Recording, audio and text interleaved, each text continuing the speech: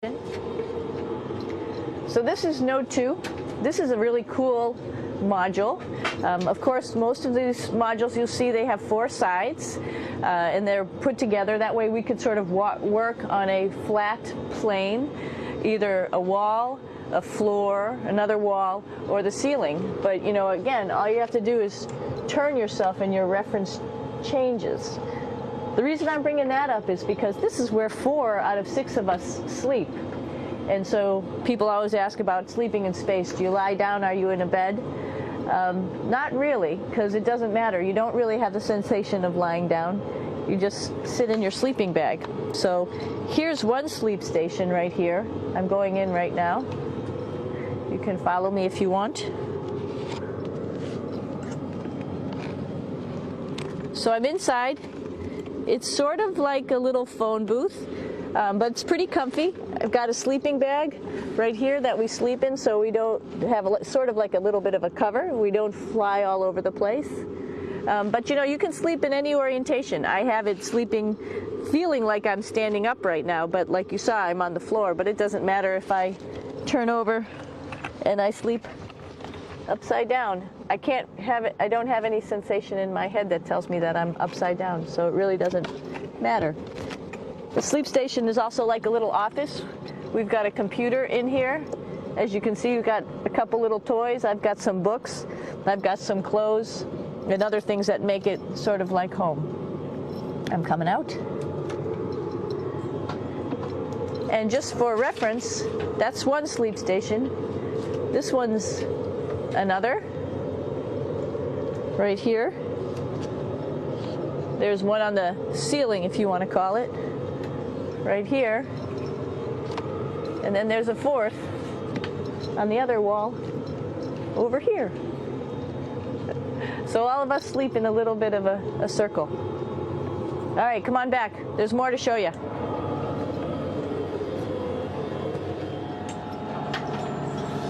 I know that there's some questions about how to use the bathroom and how do you actually live in space like normal, like at home. I mentioned real quickly about getting up in the morning and brushing your teeth and washing your face. Well, how do you do that?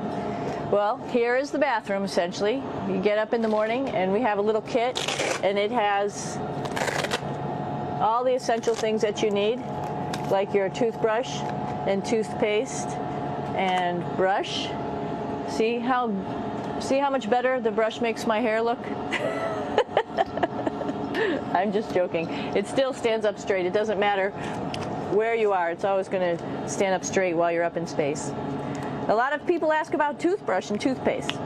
So, luckily enough, toothpaste, you can do it upside right this way, is sticky, and so it sticks to your toothbrush. No problem. Another cool thing is that water sticks to your toothbrush too. If you can see it, I'll have some water come out. The water is pretty neat up in space. It'll stick to your toothbrush and it will make a big bubble, and that's just by surface tension.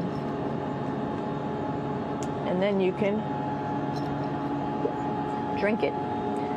So a lot of people ask about what do you do with the toothpaste after you brush your teeth.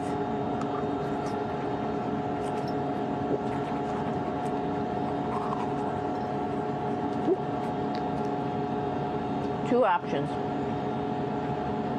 Swallow it, and it's sort of like mouthwash, but it tastes a little gross.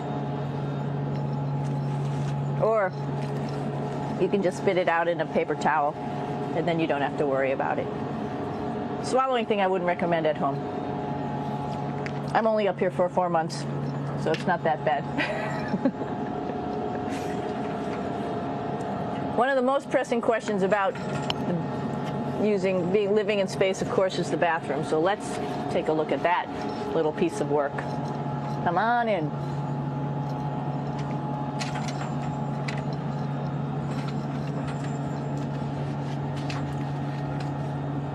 Here we are at the throne.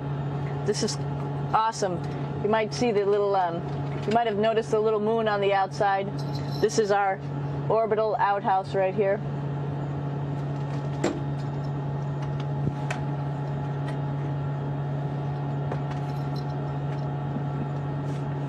And of course, it serves for two functions. Number two, right here. I'll show you. But you see it's pretty small, so you have to have pretty good aim, and you'll be ready to make sure things get let go the right direction. And it smells a little bit, so I'm closing it up. And that's, of course, for number two. And this guy right here is for number one. So they're sort of two slightly separate functions, but you can do a little, essentially both, by hanging on right here and doing number one and number two.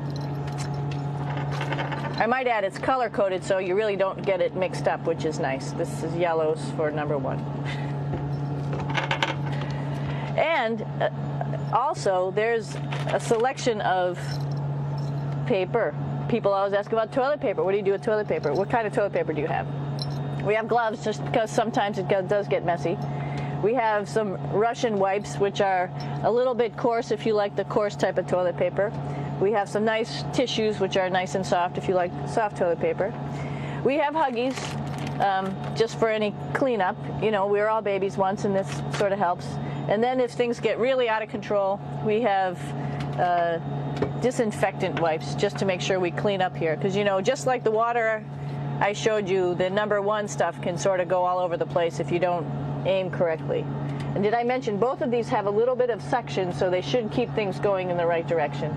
But like I said, sometimes things get a little out of control if you are out of control yourself flying around. So we have lots of protective stuff. And of course, you do have your privacy.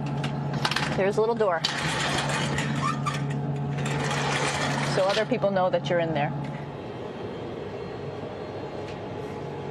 Here's a pretty cool place. This is sort of like in your house where everybody meets in the morning. After you wash your face, brush your teeth, you want to find something for breakfast. And this is our kitchen. You might notice there's all sorts of foods here. It's like opening the refrigerator. You got all your different stuff that you want to have: drinks, meats, eggs, vegetables, cereals, bread, snacks. And that's a good place. That's where you find all the candy. Side dishes, and then some little power bars just in case. So we have all this type of food. Some of it is dehydrated, and so we have to hydrate it, fill it up with water. Some of it is all ready-made, and then all we have to do is heat it up. So something like this, I'm pulling out barbecued beef brisket. Pretty yummy. Not only is this food made in the U.S., but we also have food here from Japan. We've got Russian food. As you can see, all these red containers are filled with food that's from Russia.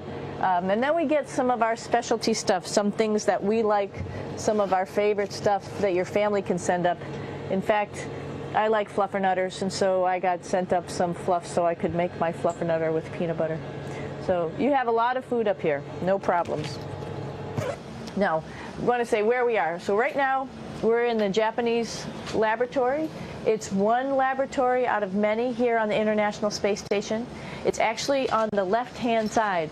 If I was International Space Station and I was flying through space like this, my left hand would be where the Japanese laboratory is.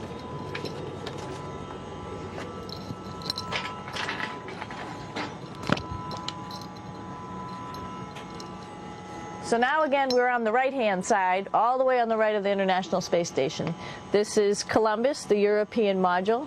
It has science experiments all over. You could see it looks a little bit crowded. And here we do a lot of our medical experiments.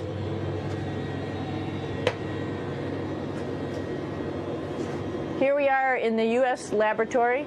Again, this is a laboratory with science experiments on all of the walls here, all sorts of stuff that we do. And one of the things we also do is we exercise. We have some exercise equipment on board the space station. We need to do that because we lose bone density and muscle mass while we're up here, and that's a result of not having to fight against gravity. So how we keep ourselves in shape are with a bike, a treadmill, and a weightlifting machine. This is the bike. You notice the clip pedals. So all you need to do is actually clip your feet in, and then you can start pedaling. You don't need a seat because you don't sit down. Actually, I haven't sat down for 6 months now, so you don't need any type of seat. Just make sure you're held in with your pedals. You probably see that the bike bounces around a little bit. As I move it, it's not steady and held to the wall firmly. And the reason for that is the space station is pretty big. You saw that there's also solar arrays on the space station. If we start putting any forces into the space station, it's going to make those solar arrays bounce around a little bit. So to prevent that, the machines bounce around a little bit, move around a little bit, and that way we don't put any forces onto the structure of the spacecraft out to the solar arrays. All right, a little farther on. Come on.